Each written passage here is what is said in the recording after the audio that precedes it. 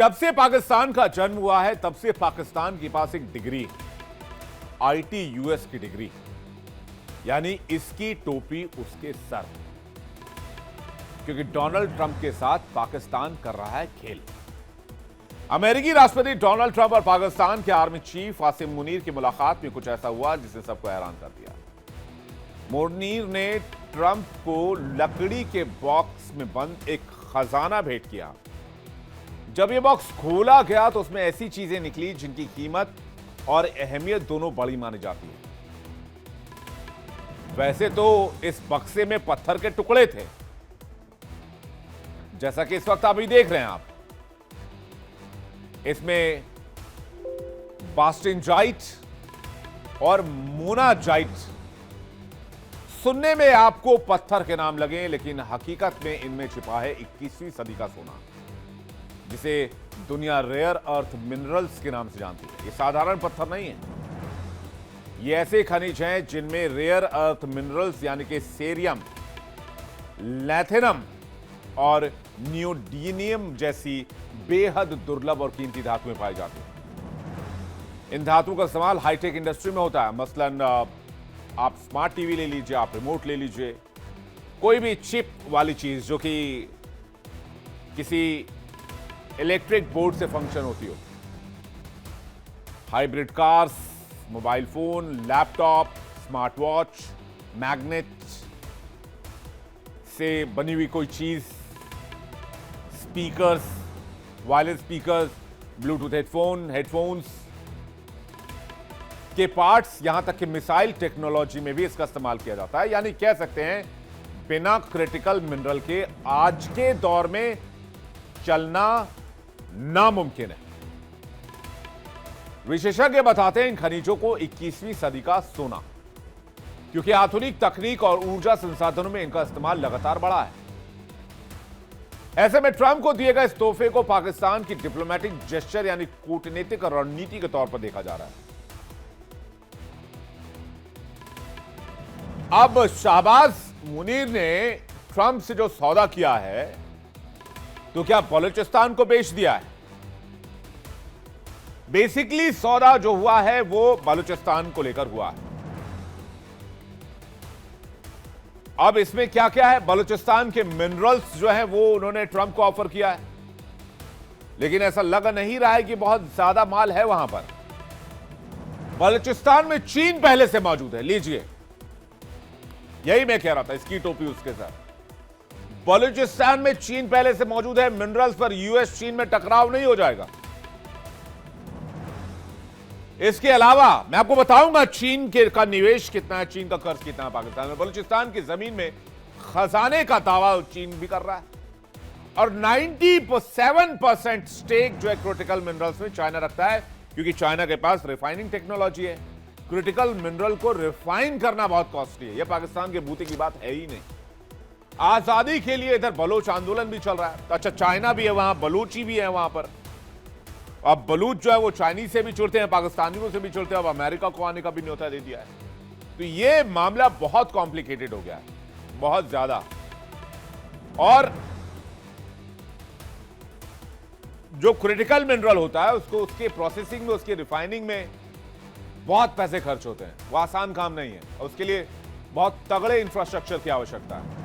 या तो अमेरिका पाकिस्तान में निवेश करके वहीं पर रिफाइनिंग काम शुरू करवाए, इतनी बड़ी इंडस्ट्री लगवाए, इतना बड़ा इंतजाम करे, या तो फिर वो वहां से सामान निकाले और अमेरिका ले जाए और वहां पर रिफाइनिंग करे। तो अमेरिका में भी कोई बहुत बड़ी क्रिटिकल मिनरल की इंडस्ट्री नहीं है, इंफ्रास्ट्रक्चर नहीं है जो उसको रिफाइन कर सके। सबसे बड़ा इंफ्रास्ट्रक्चर चाइना के पास है। भारत ने भी काम शुरू किया। वैसे बलूचिस्तान की अगर बात की जाए तो जो दावा है वो दावा क्या है? वो दावा ये है कि बलूचिस्तान में 500 लाख करोड़ के खनिजों का भंडार है। 500 लाख करोड़। अच्छा, दावा तो कुछ भी कर देते हैं ना, ये कहते हैं हमने भारत के 7 जेट मार गिराए, 7 राफेल मार गिराए। इसी तरह दावा कर रहे हैं बलूचिस्तान में 500 लाख करोड़ के खनिजों का भंडार है। 80 अलग अलग तरह के खनिज बता रहे हैं। बलूचिस्तान में 16,000 से ज्यादा खदान बता रहे हैं। इसमें कहते हैं डिस्प्रोसियम, टेर्बियम और इट्रियम जैसे खनिज शामिल है। रेकोडिक सबसे बड़े तांबा और सोने के भंडारों में से एक है। तांबा, सोना, प्राकृतिक गैस, कोयला का भंडार भी है। लेकिन बलूचिस्तान सिर्फ एक अशांत इलाका नहीं है, ये दुनिया का वो हिस्सा है जिसके पहाड़ों की गहराइयों में कई खजाने छिपे हो सकते हैं, जो किसी भी मुल्क की तकदीर बदल सकते हैं। अगर ट्रंप ने बीएलए को आतंकी संगठन बताया है तो वो हवाई नहीं है। लालच क्रिटिकल मिनरल्स का है। लालच जो चीन को यहां खींचकर लेकर आया, लालच जो अमेरिका को अपनी तरफ खींच रहा है। चीन ने पहले से यहां 2000 मील लंबा ट्रांसपोर्ट नेटवर्क तैयार किया हुआ है। अब डोनाल्ड ट्रंप भी पाकिस्तान के साथ डील करके उसी दिशा में आगे बढ़ रहे हैं। अब पाकिस्तान का जो पाकिस्तान मुल्क है उसमें चीन का निवेश कितना है अभी तक वो देख लीजिए। 2025 की मैं आपको बताऊं करीब 711 मिलियन डॉलर का निवेश आया पाकिस्तान में। 2024 में 567 मिलियन डॉलर का निवेश आया पाकिस्तान में।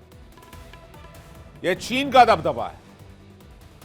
पाकिस्तान पर कर्ज कितना है चीन का? मैं सिर्फ चीन की बात कर रहा हूं। कुल कर्ज 130 अरब डॉलर है और उसमें चीन की हिस्सेदारी 22% की है। मतलब आप लगा लीजिए कि लगभग 30 अरब डॉलर के आसपास चीन जो है वो कर्ज दे चुका है पाकिस्तान को, 30-35 अरब डॉलर। तो आगे कुआं पीछे खाई, पहले चीन को बुलाया, अब अमेरिका को बुला रहा है पाकिस्तान। क्या है पाकिस्तान के लिए इतना आसान होने वाला है?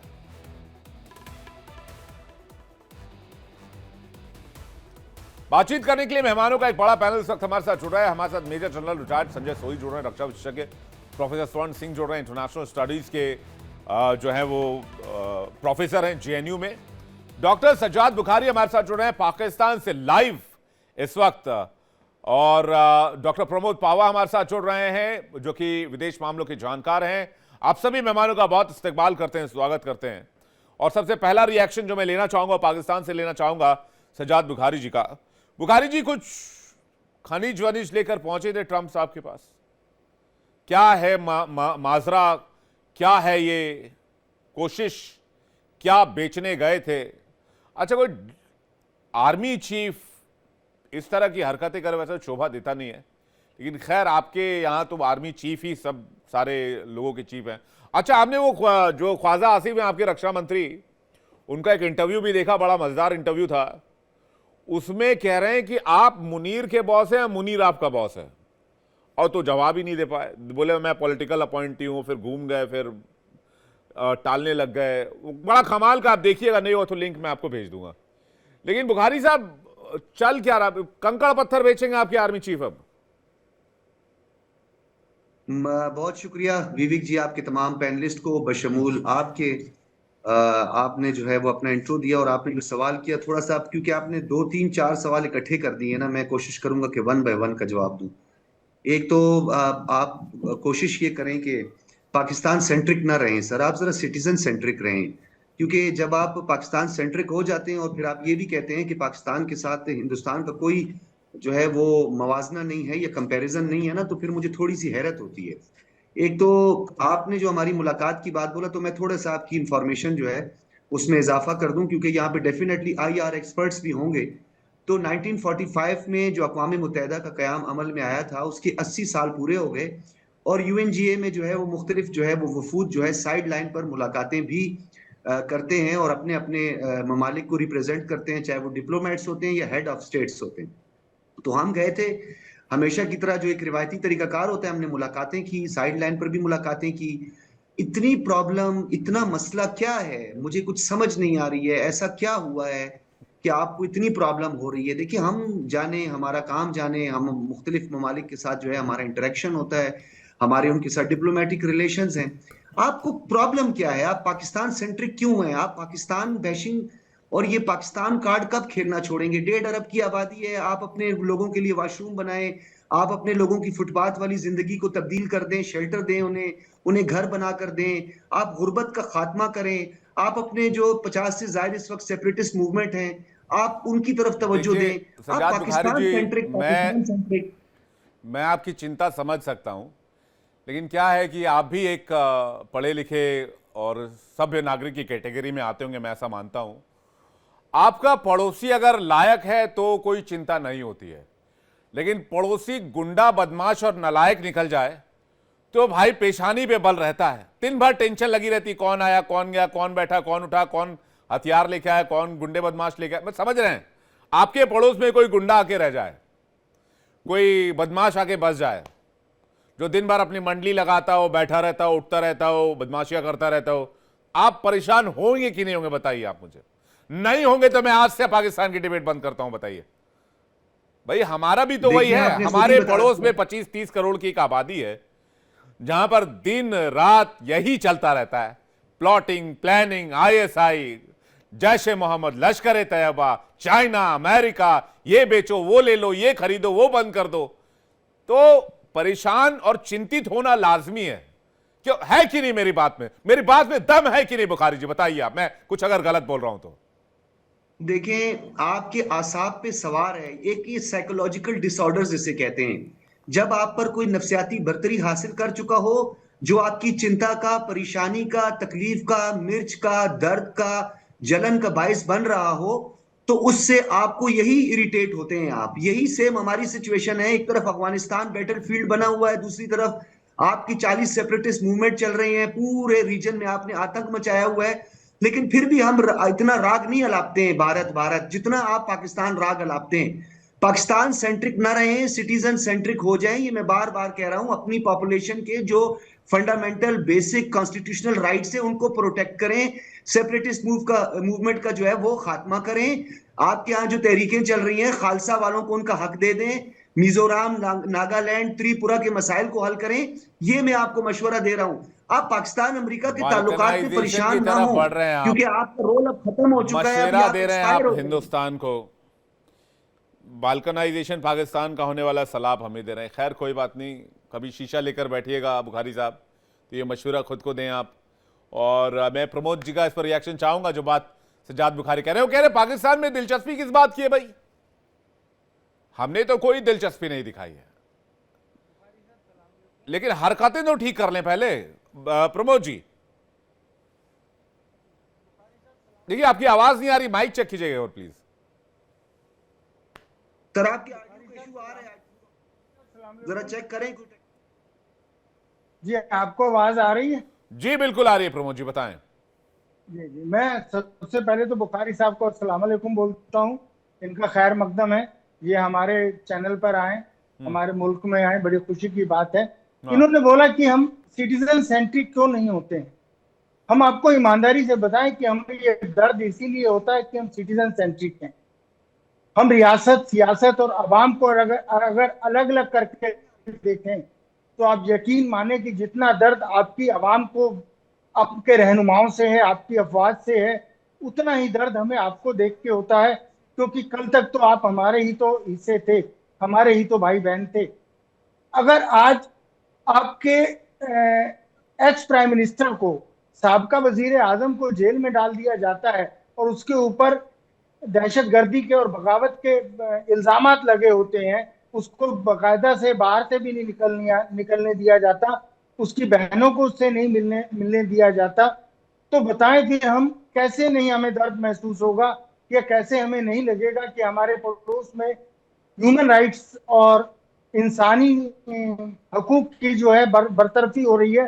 अब चादर चार दीवारी का को भी पामाल नहीं करते हैं, तो कहीं ना कहीं फिर आदमी को तकलीफ होती है। और जब भी पड़ोस में कोई तकलीफ होती है या कोई आग लगती है, तो लगेगी आग तो आएंगे कई घर जद में। हमारा भी मकान आपके पड़ोस में है, तो हम तो यही चाहते हैं कि अमन अमान रहे और पूरे साउथ एशिया में रहे। लेकिन अगर हम अपने माजी की तरफ देखते हैं तो 1965 से, जब से अयूब खान ने लियाकत अली खान और बाबा मुल्क के जाने के बाद उन्होंने कब्जा किया था, तो उसके बाद से आप क्या हुए? आप अमेरिका के गुलामों की तरह से काम करने लगे। It's a colony of American system. आपकी अफवाज को मैं, कम से कम मैं तो आज़ाद नहीं मानता। और मैं नहीं जानता कि आप इस्लामाबाद से हैं, लाहौर से हैं, क्योंकि मैं चेहरा नहीं देख पा रहा हूँ। बहरहाल, जहां से भी है, मैं उसको बहुत, पाकिस्तान को मैंने बहुत नजदीक से देखा है। मेरे बुजुर्गों का रकबा रहा है वो, और हमारे गुरुओं की जमीन है, तो हम उसकी कोई बुराई नहीं करते। लेकिन उसके ऊपर जो नाजायज कब्जे हैं, उसकी तकलीफ हमें होना लाजमी है और होनी भी चाहिए। जहाँ ये अमेरिका को क्या बेच, मतलब क्या बेच क्या रहे हैं, मतलब मैं समझ नहीं पा रहा हूँ क्या सर ये क्रिटिकल बेच चुके हैं। हाँ हाँ, क्रिटिकल ये ऐसा है क्रिटिकल सर, लगा ये, रखा है इन लोगों ने। जी जी, जी मैं बताता हूँ, उसी मौजू पर आते हैं। अमेरिका को तो ये तभी से बेच चुके हैं जब से अयूब खान ने अपने आप को पूरा सरेंडर किया था। अमेरिका के एक इशारे पर इनकी यहाँ रिजीम चेंज हो जाती है, डोनाल्ड लू का लेटर आता है, तो इमरान खान को उठा के फेंक दिया जाता है, 17 सीटों वाले को प्राइम मिनिस्टर बना दिया जाता है। और जो ख्वाजा आसिफ हैं इनके वजीर दिफा, वो खुद इस बात को मानते हैं कि वो माँ अम्मा से हार गए थे और बहुत बुरी तरीके से हार गए थे। तो जहां सत्ता के ऊपर इस तरीके से काबिज हो जाएगी सरकारें, और नाजायज सरकारें जी, वहां पे बन जाएंगी, तो उनके क्या बुखारी होंगे जी को, निजाम? जी वो बिल्कुल। आप कह रहे हैं भी वो ये ज्यादा से ज्यादा। अमेरिका का कॉल नहीं रहा है अयूब खान के टाइम से ही। सजाद बुखारी जी को आवाज नहीं जा पा रही है, और प्लीज चेक कीजिएगा पीसीआर, उनको गेस्ट की आवाज क्यों नहीं मिल रही है। मैं जल्दी से स्वर्ण सिंह जी और संजय सोई सर का रुख कर लेता हूं। स्वर्ण सिंह जी, मेरा सवाल सिंपल सा है कि भाई, मैं वापस लौटूंगा सर आपके पास प्रमोद जी। मैं स्वर्ण सिंह जी से समझना चाहूंगा एक क्रिटिकल मिनरल डील क्या है पाकिस्तान में, कितना है, कैसा है। ये सब दावे हैं, अभी तक कुछ मिला नहीं है, और उस पे से लगभग 1.5 दशक से चाइना आप पर निवेश कर रहा है। क्या वो इतनी इजीली आपको फ्री करेगा? कहीं ऐसा तो नहीं आप चाइना और अमेरिका के बीच में पिस कर रह जाएंगे? आज चाइना की मोनोपोली है रेयर अर्थ मटेरियल्स के, करीब करीब मोनोपोली है उनकी, और खासकर उसकी रिफाइनमेंट में तो साफ उनकी मोनोपोली है। और जहां भी चीन जा रहा है पिछले 10 या 15 साल से, वहां वो खनिजों की खोज में जा रहा है। तो वो 12-13 साल से पाकिस्तान में घुसा हुआ है पूरी तरह से।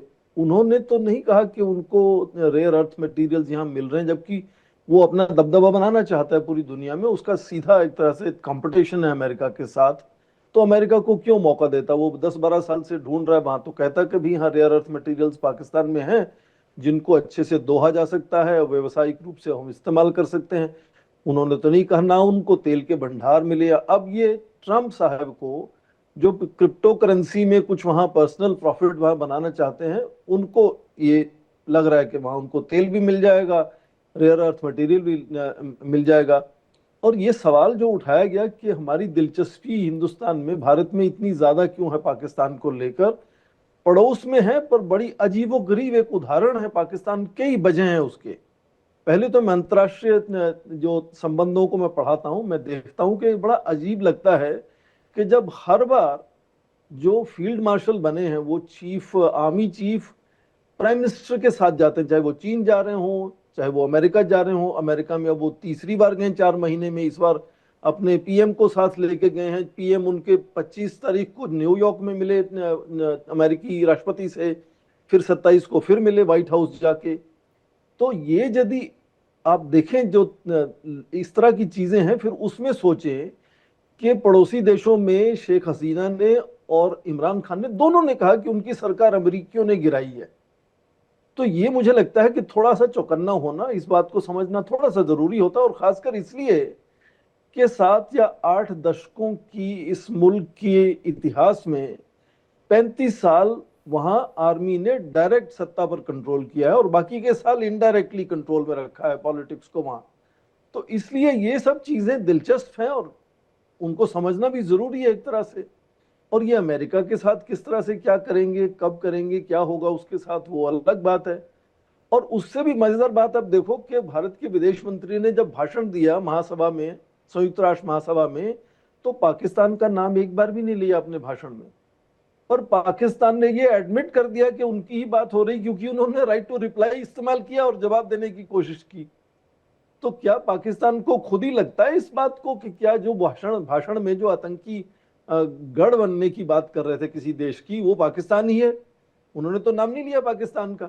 उन्होंने अपने भाषण में और कई चीजों की जिक्र किया। अंतर्राष्ट्रीय स्तर पर यूएन में रिफॉर्म्स होने चाहिए, ग्लोबल साउथ को आगे लाना चाहिए, सप्लाई चेन्स को खोलना चाहिए, और आतंक का खतरा सबका है, इसलिए मिलकर काम, बहुत सी चीजों की बात उन्होंने की।